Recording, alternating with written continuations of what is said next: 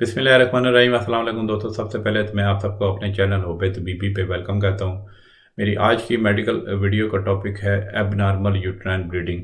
ये ख़वातीन की काफ़ी कॉमन प्रॉब्लम है। एक तो उनका जो नॉर्मल जो मेंस्ट्रुअल साइकिल चल रहा होता है ना, मतलब जो है ना, लेट से कुछ ख़वातीन का शॉर्ट साइकिल होता है, जैसे 3 वीक्स का, 21 डेज़ का। कुछ ख़वातीन का साइकिल प्रोलॉन्ग होता है, यानी 5 वीक्स का, यानी 35 डेज़ का।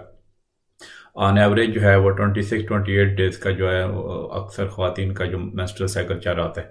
तो उसके अलावा जो है मतलब जो ब्लीडिंग होती है, मतलब एक तो मतलब साइकिल चल रहा था वो तो नॉर्मल है ना, तो उसको हम एबनॉर्मल यूट्राइन ब्लीडिंग कहते हैं। तो उसमें ये होता है कि वो मेंसेस के साथ भी एसोसिएटेड हो सकती है, मतलब मेंसेस बताते खुद जो है ना वो हैवी हो सकते हैं, या फिर ये ना कि जो पीरियड्स के दरमियान ब्लीडिंग हो सकती है।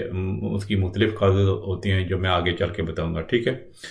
तो जो है फिर ये है कि जैसे मैंने बता दिया कि जो मेंस्ट्रुअल पीरियड जो है ना वो वाइडली वेरिएट करते रहते हैं। कुछ ख़वातीन के शॉर्ट होते हैं, कुछ ख़वातीन के प्रोलॉन्ग होते हैं। तो अगर तो इस वजह से आपके जो है ना जो ख़वातीन जो है ना, लेट से जो है यंग लड़कियां स्कूल जाती हैं, कॉलेज जाती हैं, या फिर जॉब करती हैं, ठीक है। अगर इस एबनॉर्मल यूट्राइन ब्लीडिंग की वजह से उनकी लाइफ डिस्टर्ब हो जाए तो फिर उनको ज़रूर अपना चेकअप कराना चाहिए, ठीक है। तो इससे पहले मैंने इसके बारे में एक शॉर्ट वीडियो अपलोड की थी इसी चैनल पर, उम्मीद है आपने देख ली होगी। आज मैं इसके बारे में तफसील से बात करूंगा, ठीक है। तो सबसे पहले तो एबनॉर्मल यूट्राइन ब्लीडिंग की मैं आपको सिम्टम्स यानी अलामात बताता हूँ। उसमें यह होता है कि जो आपके जो लड़की का जो मैंने बताया ना कि ये पीरियड के साथ भी एबनॉर्मल यूट्राइन ब्लीडिंग एसोसिएटेड हो सकती है, जिसकी वजह से हैवी पीरियड्स आ सकते हैं, जिसको हम अपनी मेडिकल टर्मिनोलॉजी में मेनोरेजिया भी कहते हैं, ठीक है। वैसे मेरे इस चैनल पे गाने के हवाले से काफ़ी वीडियो मैंने अपलोड की हुई हैं, काफ़ी मालूमाती वीडियो हैं। तो मेनोरेजिया के बारे में भी जो वीडियो है वो उसका लिंक जो है ना आई बटन में मैं डाल देता हूँ। वो बहुत मालूमाती वीडियो है, वो आप देख लिए, ठीक है। अच्छा, एक तो ये सिम्टम हो गई यानी मेनोरेजिया हो गया, ठीक है। फिर ये कि जैसे मैंने शुरू में बताया कि जो पीरियड्स के दरमियान जो है ना वो ब्लीडिंग हो सकती है। और फिर जो ख़वातीन मैरिड हैं उनका आफ्टर सेक्स जो है ना वो ब्लीडिंग हो सकती है, या फिर जो है ना एबनॉर्मल यूट्राइन ब्लीडिंग मीनोपॉज के मतलब उस टाइम पे भी हो सकती है। मतलब मीनोपॉज वो पीरियड होता है जब ख़वातीन की जो जब वो बड़ी उम्र की हो जाती हैं, जब उनका साइकिल ख़त्म होना शुरू हो जाते हैं, तो मीनोपॉज के बाद भी जो है ना वो कुछ ख़वातीन को ब्लीडिंग हो सकती है। तो ये भी एक एबनॉर्मल यूट्राइन ब्लीडिंग की कैटेगरी में आती है, ठीक है। फिर यह कि आपके जो पीरियड्स प्रोलॉन्ग हो सकते हैं, यानी कि आम तौर पे जो है ना चंद चार तीन चार चार दिन होते हैं पीरियड्स, तो 4-5 दिन। तो अगर लेट से कि अगर ये किसी खातून के 7 डेज से ज़्यादा प्रोलॉन्ग हो जाए तो वो फिर जो है ना वो एक एबनॉर्मल ब्लीडिंग की कैटेगरी में वो आते हैं, ठीक है। फिर इसके अलावा पीरियड्स इरेगुलर हो सकते हैं, ठीक है, यानी कि मतलब उनकी ये नहीं एक फिक्स टाइम नहीं है। मतलब जो नॉर्मल मैंने बताया ना कि कुछ ख़वातीन के शॉर्ट साइकिल होते हैं 3 वीक्स के, कुछ ख़वातीन के 5 हफ्ते के साइकिल्स होते हैं, ठीक है। तो उसमें वो इरेगुलरिटी आ सकती है। मतलब ज़रूरी नहीं है कि एक ही वो एक तरह का जो मतलब रूटीन में एक ही स्केड्यूल के तहत आए, ठीक है। तो जब पेशेंट्स हमारे पास आती हैं तो फिर यह ना कि हम उनसे जब हिस्ट्री लेते हैं तो हम जो क्वेश्चन कुछ करते हैं जो आप नोट कर लें, क्योंकि ये बहुत इंपॉर्टेंट है। क्योंकि आपकी जब डॉक्टर के पास जब ख़वातीन जाती हैं तो फिर ज़ाहिर है उनको पूरी हिस्ट्री और जो है ना वो सारी बतानी चाहिए, ठीक है। तो हम ये उनसे पूछते हैं कि आपका जब हिस्ट्री लेते हैं तो कि आपको मतलब कितनी देर बाद मतलब वो पीरियड आते हैं, ठीक है। नॉर्मल जो मैंने बताया ना कि वो रेगुलर होते हैं, और जो साइकिल की जो लेंथ है ना वो 1 हफ्ते से ज़्यादा जो है ना नहीं होनी चाहिए। अगर तो मतलब जो 3 हफ्ते और 5 हफ्ते तो एक नॉर्मल कैटेगरी में आते हैं ना, मतलब जो है ना कुछ जिनके मतलब ख़वातीन के कुछ शॉर्ट और लॉन्ग की कैटेगरी में, ठीक है। लेकिन अगर किसी खातून का मेंस्ट्रुअल साइकिल जो है 3 हफ्ते से कम है या फिर 5 हफ्ते से ज़्यादा है, तो वो जो है ना एक तरह की एक पता चलाया जा सकता है कि ये एक प्रॉब्लम है, ठीक है। मतलब एबनॉर्मल यूट्राइन ब्लीडिंग की कैटेगरी में आ सकते हैं, ठीक है। फिर ये हम पूछते हैं कि जो ना ये पीरियड आपको कितने जो ना कितने दिन तक रहते हैं। आमतौर पे मैंने बताया ना 4 से 5 दिन होते हैं। अगर तो ये 2 दिन से कम हो या फिर 1 हफ्ते से ज़्यादा हो तो फिर भी ना इसका मतलब है कि कुछ गड़बड़ है, ठीक है। फिर ये कि हम पूछते हैं कि है कितने ज़्यादा वो पीरियड हैवी आ रहे हैं। आमतौर पे जो एक एवरेज कह लें कि 2 टेबल स्पून जो है ना ब्लड आता है हर पीरियड में, ठीक है। अगर तो 5 टेबल स्पून से ज़्यादा ब्लड हो तो वो जो है ना हैवी मतलब ब्लीडिंग की कैटेगरी में आता है, ठीक है। लेकिन आमतौर पे ये जज करना बड़ा मुश्किल हो जाता है।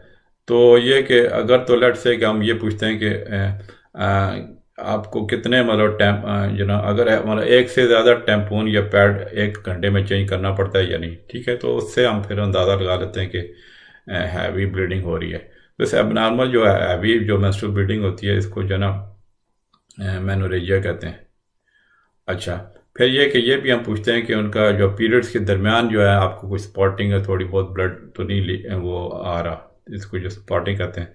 या फिर यानी कि अगर आप जो मैरिड हैं सेक्सुअल इंटरकोर्स के बाद ब्लीडिंग तो नहीं हो रही है। तो ये तो हम हिस्ट्री में क्वेश्चन वो पूछते हैं, ठीक है।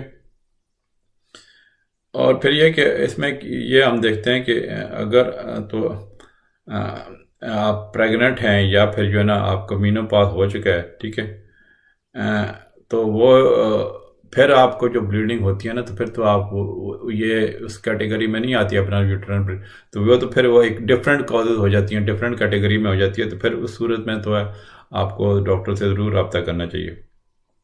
अर्ली प्रेगनेंसी में कोई थोड़ी बहुत स्पॉटिंग कॉमन है, लेकिन है कि अगर तो ब्लीडिंग ज़्यादा हो रही है तो कोई सीरियस कंडीशन हो सकती है, जैसे एक्टोपिक प्रेगनेंसी है, ठीक है।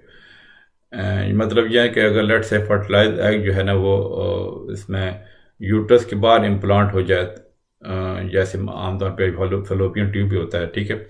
तो ये इसका ये भी हो सकता है कि इसकी वजह से जो ना एक तरह का साइन है कि इसकी वजह से अबॉर्शन हो सकती है, ठीक है। वैसे मैंने जो एक्टोपिक, ये थोड़ा सा टॉपिक से मतलब जो मैं बात करूँ ये प्रेगनेंसी के वाले से बीच में बात आ गई, तो एक्टोपिक प्रेगनेंसी पे भी मैंने वीडियो बड़ी अच्छी बनाई हुई है, वो आप जो है ना वो देख सकते हैं, ठीक है। अच्छा, फिर यह कि जब जो ख़वातीन कुछ जो मीनोपॉज के बाद जो है ना हार्मोन रिप्लेसमेंट से थेरेपी लेती हैं तो उनके भी कुछ मतलब कुछ अरसे तक पीरियड आ सकते हैं, लेकिन यह कि अगर ज़्यादा ब्लीडिंग हो जाए तो किसी भी सूरत में तो वो चेक करने चाहिए, ठीक है। अच्छा, अब मैं इसकी जो है ना आपको एबनॉर्मल यूट्राइन ब्लीडिंग की कॉजेज बता देता हूँ कि किस वजह से ये होती है। एक तो ये ना कि जो हार्मोनल चेंजेस जो है ना वो ख़वातीन में कॉमन होती हैं, ठीक है।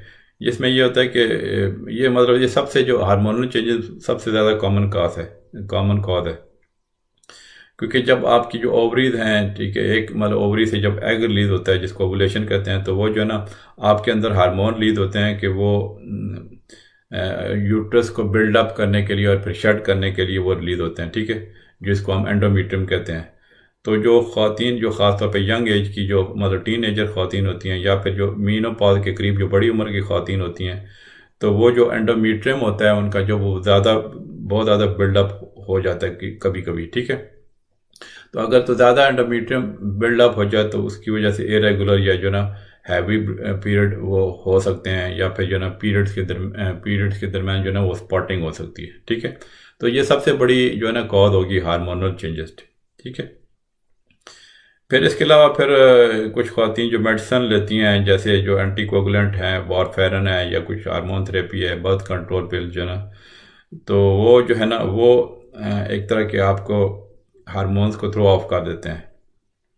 या फिर ये कि जो जिन ख़वातीन का जो बहुत जल्दी वेट लॉस हो जाए या गेन हो जाए, या फिर यह कि इमोशनल या फिर कोई फिजिकल स्ट्रेस हो, को IUD रखी हुई हो, ठीक है, या फिर एक और कंडीशन होती है जिसको पॉलीसिस्टिक ओवेरियन सिंड्रोम, ठीक है। तो ये जो कंडीशन होती है ना ये आपकी जो हार्मोनल डिस्टर्बेंस जो ना वो काज कर सकती हैं, ठीक है। पॉलीसिस्टिक ओवरी सिंड्रोम पे भी इसी चैनल पे वीडियो मौजूद है, वो बड़ी मालूमाती वीडियो है, वो आप देख सकते हैं। फिर यह कि आपके यूट्रस में के अंदर प्रॉब्लम होती है, जैसे मिसाल के तौर पे अगर आपके यूट्रस को फिज़िकल प्रॉब्लम है, कुछ मतलब उसके अंदर कुछ ऐसी ग्रोथ हो गई है, जैसे एक बहुत कॉमन कंडीशन है जिसको हम फाइब्राइड कहते हैं, ठीक है। फाइब्राइड बेसिकली क्या होते हैं कि वो नॉन कैंसरस ट्यूमर होते हैं जो आपकी जो यूट्रस की जो ना मसल में वो जो ग्रो कर जाते हैं, जो हमारा यूट्रस की जो वाल होती है ना उसकी जो मसल होते हैं उसमें ग्रो कर जाती है। तो फिर इसके अलावा फिर पॉलिप जो है ना एक और किस्म की ग्रोथ होती है जो है ना जो आपकी जो यूट्रस की लाइनिंग में ग्रो कर सकती है। तो इसके अलावा फिर एक और कंडीशन होती है, वो इसी से मिलती जुलती है, हमारा एंडोमेट्रियोसिस है, जिसको एडिनोमाइसिस कहते हैं। तो इसमें यह कि जो जो सेल्स होते हैं ना, जो आपकी यूट्रस की लाइनिंग के जो वो अंदर होते हैं, उसी तरह के सेल जो है ना आपके जो यूट्रस के जो मस्कुलर पार्ट में वो ग्रो करना शुरू कर देते हैं। ठीक है। तो फिर ये कि ये जो मतलब ये जो एंडोमेट्रियोसिस और जो एडिनोमाइसिस है, इसमें यह कि फिर एबनॉर्मल ब्लीडिंग इसकी वजह से हो सकती है। और एंडोमेट्रियोसिस पे तो मैंने बड़ी ज़बरदस्त वीडियो बनाई हुई है, वो काफ़ी लोग देख रहे हैं। ठीक है। तो अगर वो आप पूरी इंफॉर्मेशन लेना चाहते हैं तो जो एंडोमेट्रियोसिस की वीडियो आप ज़रूर देखिएगा। ठीक है। इसमें भी मतलब जो है ना कि जो बेसिकली एंडोमेट्रियोसिस और एडिनोमाइसिस में फ़र्क किया है कि एडिनोमाइसिस में तो मसल वॉल में अंदर वो सेल ग्रो कर देते हैं ना, जो एंडोमेट्रियल टिश्यूज़ होते हैं। इसमें एंडोमेट्रियोसिस में क्या होता है कि जो है ना आपकी जो यूट्रस के बाहर वो सेल्स की ग्रोथ होना शुरू हो जाती है। तो जो मैंने उस वीडियो में बताया हुआ है, तो उसकी वजह से ये ना एबनॉर्मल यूट्राइन ब्लीडिंग हो सकती है। फिर इसके अलावा कुछ और हेल्थ कंडीशन हैं, ठीक है, जो इतनी कॉमन तो नहीं है, लेकिन ये एबनॉर्मल यूट्राइन ब्लीडिंग की वजह बन सकती हैं। जैसे कि मिसाल के तौर पे अगर किसी खातून का ब्लीडिंग या क्लॉटिंग डिसऑर्डर है, ठीक है, या कोई ब्लड थिनिंग मेडिकेशन ले रही हैं, ठीक है, या फिर ये उनका खुदा न खास्ता सर्विक्स का कैंसर हो गया, एंडोमेट्रियल या यूट्रस का कैंसर हो गया, इस वजह से एबनॉर्मल ब्लीडिंग हो सकती है। फिर कोई ऐसी बीमारियां सीरियस किस्म की जो आपकी किडनी या जिगर को या थायराइड को या एड्रिनल ग्लैंड को मुतासर करें, तो उसकी वजह से भी ये एबनॉर्मल यूट्राइन ब्लीडिंग हो सकती है। या फिर जो ना सर्विक्स या एंडोमेट्रियम का इन्फेक्शन हो, तो वो भी हो, इस चीज़ का वजह होता है। या फिर कोई सेक्शुअली ट्रांसमिटेड डिजीज़ हो, तो उसकी वजह से भी हो सकती है। अब आ जाते हैं कि जब पेशेंट्स हमारे पास जो ख़वातीन आती हैं, तो उनको हम इस प्रॉब्लम को डायग्नोज कैसे करते हैं। तो इसमें यह कि दायरा, जैसे मैंने शुरू में बताया कि हम डिटेल हिस्ट्री लेते हैं, और जो मैंने क्वेश्चन शुरू में बताया वो हम उनसे क्वेश्चन पूछते हैं। तो उनसे पूछते हैं कि जो पिछले जो कुछ साइकिल आपके जो मेंस्ट्रुअल साइकिल रहे हैं, तो वो मतलब उनके बारे में वो तफसील से बताएं, तो वो काफ़ी हमें स्पेसिफिक इंफॉर्मेशन उनकी सिम्टम के मतलब मिल जाती है। ठीक है। फिर यह कि ओवरऑल हेल्थ के बारे में ज़ाहिर हम उनका एग्जामिन करते हैं, फिजिकल एग्जाम कर सकते हैं, ठीक है, और प्रेगनेंसी टेस्ट भी करवा सकते हैं। ठीक है। फिर यह कि मतलब ब्लड वर्क ये होता है कि वो टेस्ट करवा सकते हैं कि ब्लड में कोई प्रॉब्लम तो नहीं है।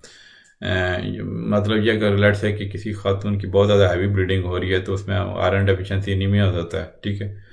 तो वो उसका हम टेस्ट करा सकते हैं। या फिर यह कि अगर कोई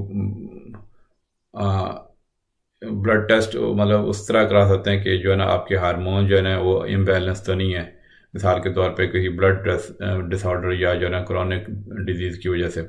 फिर यह कि अल्ट्रासाउंड बड़ा कॉमन टेस्ट यूज़ होता है गायनेकोलॉजी में, जो यूट्रस के जो इनसाइड के जो इमेजेस वो आपको मतलब डॉक्टर को पता चल जाते हैं, तो मतलब ताकि फाइब्राइड या पॉलिप्स का पता चल जाए, जो मैंने बताया ना पहले।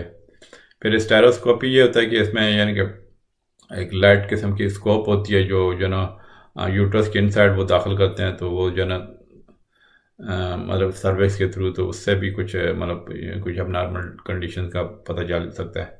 इसके अलावा फिर यह कि कभी कभी कुछ कंडीशन में बायोप्सी भी लेनी पड़ सकती है, जो छोटा सा टिश्यू लेते हैं तो हम उसके माइक्रोस्कोप में एग्जामिन कर सकते हैं। बहुत रेयर केस में कभी कभी एमआरआई भी करानी पड़ सकती है, मतलब एक रेडियो वेव का टेस्ट होता है, ताकि आपकी यूट्रस की जो ना बड़ी क्लियर पिक्चर आ जाए मतलब डिटेल में। ठीक है। और मतलब ख़ास तौर पे एडिनोमाइसिस के केस में जो बड़ी हेल्पफुल होती है। अब इसकी मैं एबनॉर्मल यूट्राइन ब्लीडिंग की ट्रीटमेंट बताता हूँ। तो इससे ज़ाहिर है मैंने जितनी वो कॉजेज़ बताई हैं जो एबनॉर्मल यूट्राइन ब्लीडिंग कर सकती हैं, तो उनकी ज़ाहिर है जो कॉज जब आइडेंटिफाई हो गई, क्योंकि डॉक्टर का काम बेसिकली है कि कॉज को आइडेंटिफाई करना, कि उसकी जिसकी वजह से ब्लीडिंग हो रही है तो उस कॉज को ख़त्म किया जाए।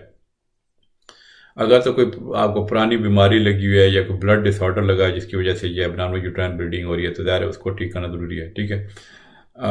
फिर ये ट्रीटमेंट डिपेंड करता है कि आप आगे मतलब मिसाल के तौर पे कोई ख़वातीन थोड़ी बड़ी उम्र की हैं, या अगर आप अपनी आगे मतलब बच्चे लेना चाहती हैं या नहीं, क्योंकि कुछ कंडीशन में ज़ाहिर है कुछ ऐसी ट्रीटमेंट्स ऑप्शन आती हैं जिसमें फिर वो जो है ना हम उनसे पूछते हैं कि कि आप अगर आप लेट से प्रेगनेंसी आगे वो लेना चाहती हैं, ठीक है, तो वो उसके हिसाब से फिर ट्रीटमेंट जो है ना ऑप्शन हम बदल सकते हैं, ठीक है। यानी मेरा मतलब कहने का ये है ना कि अभी कुछ ऐसी ट्रीटमेंट्स हैं जो मतलब जिसमें फिर ये प्रेगनेंसी का वो चांस नहीं होता है, मतलब अगर कोई सीरियस प्रॉब्लम है तो अगर तो लेट्स से कि प्रेगनेंसी वो कंटिन्यू करना चाहते हैं, मतलब प्रेग्नेंट होना चाहती हैं फ्यूचर में, तो फिर यह कि उसके हिसाब से फिर हम ट्रीटमेंट देते हैं।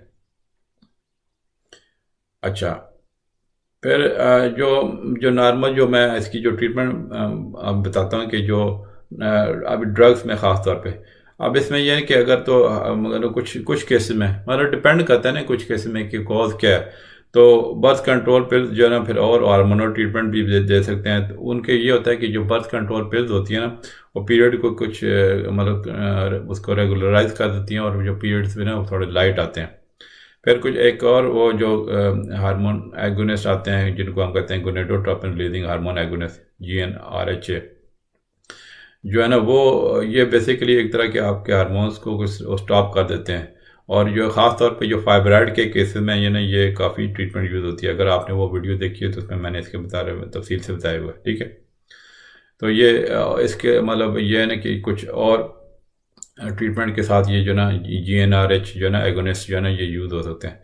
फिर यह कि ज़ाहिर है अगर आपको एंटी इन्फ्लेमेटरी पेन किलर लेते हैं, लेट से आइबोप्रोफिन या नेप्रोक्सिन, अगर लेट से पीरियड से पहले ले लें चंद दिन पहले, तो फिर ये ना कि ब्लीडिंग आपकी लाइट हो सकती है। फिर एक और बड़ी स्पेसिफिक वो ड्रग होती है ट्रानिक्सामिक एसिड। ये बेसिकली आपकी ब्लड क्लॉट में हेल्प करती है। और फिर ये कि हैवी यूट्राइन ब्लीडिंग हो तो उसकी मतलब हम ये पेशेंट को काफ़ी जो प्रिस्क्राइब करते हैं।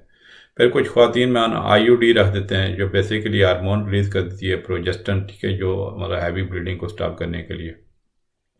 लेकिन कुछ ख्वातीन में अगर IUD रख दें तो बिल्कुल उनको पीरियड आते नहीं है। फिर यह कि अगर तो लेट से मैंने बताया ना कि कॉज पे डिपेंड करता है कि क्या वो कॉज है।